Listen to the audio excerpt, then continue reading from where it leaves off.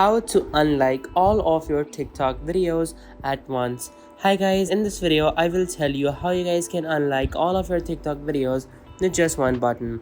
Simply open up TikTok on your phone, and then once you have TikTok opened up, click on the bottom right on your account.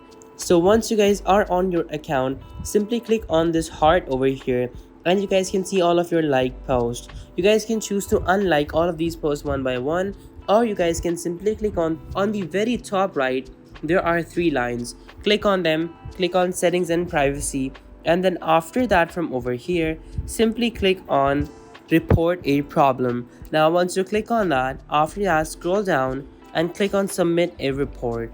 Now once you do that, simply paste this text in over here, and that text is, I want to unlike all of my liked videos at once. Please help me with this by assisting me in doing that. Thank you. So once you guys type this in, simply click on submit, and your report is going to be submitted. Then TikTok support team is going to reach out to you within an hour, and you will be able to see that all of your TikTok videos are going to be unliked. So guys, that is how you can unlike all of your videos at once.